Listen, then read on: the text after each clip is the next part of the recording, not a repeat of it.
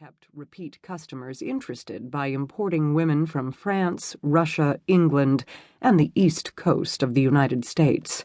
These ladies could earn more than $25 a night.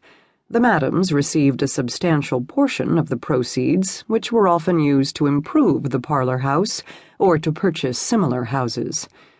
The lifestyle was, without a doubt, a dangerous one, and many women despised being a part of the underworld profession. As Nebraska madam and prostitute Josie Washburn noted in 1896, "We are there because we must have bread. The man is there because he must have pleasure. He has no other necessity for being there. True, if we were not there, the men would not come, but we are not permitted to be anywhere else."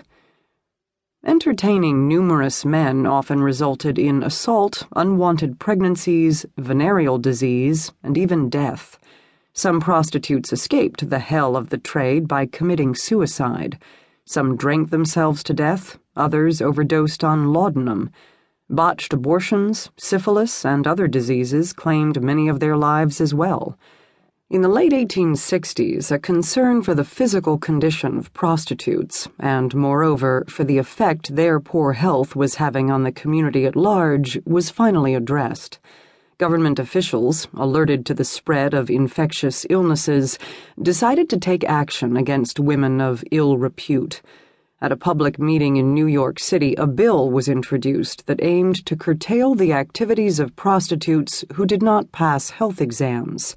The goal of the bill was to stop the advance of what morally upright citizens termed the social evil.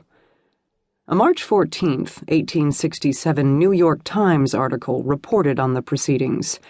The Committee on Public Health today reported Mr. Jacobs' bill for further suppression of prostitution.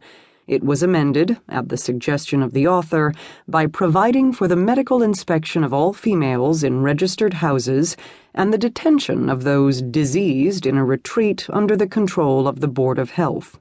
During the morning, large numbers of persons representing the houses of ill fame congregated in the cloakroom, bitterly opposing the bill and attempting to smother it. But Dr. Jacob and his associates on the committee stood firm and reported the bill.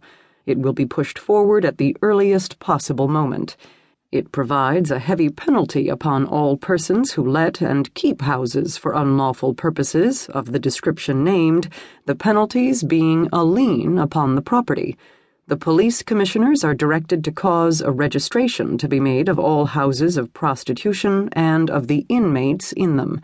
The Board of Health is directed to make thorough, periodical sanitary inspections of the registered places and to remove all diseased persons in them to a retreat, which they are directed to provide.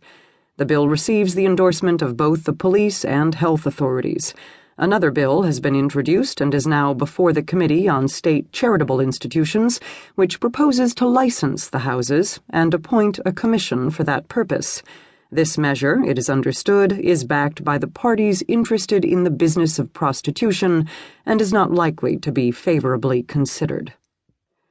As time went on, houses of ill repute and the prostitutes who worked in them came under constant attack from outraged citizens who insisted the brothels be shut down. Madams hired police to protect their girls and their businesses from forced closures by private citizens. Having such safety measures in place cost madams an initiation fee of $300 to $500. The monthly payment for continued support was $30 to $50. Additionally, expensive fines, ranging from $750 to $900 an offense, were levied against madams who operated houses without a license. Although prostitution was far from being socially acceptable, it was viewed by many as a necessary evil. The profession was tolerated for two important reasons. First, the public believed it prevented randy cowboys and minors from raping decent women. Second, given that new mothers were expected to refrain from having sex while breastfeeding, and those children were not completely weaned until they were 2 years old, it was commonly accepted that husbands in such situations often sought satisfaction in the arms of ladies of easy virtue. Still, prostitutes and madams were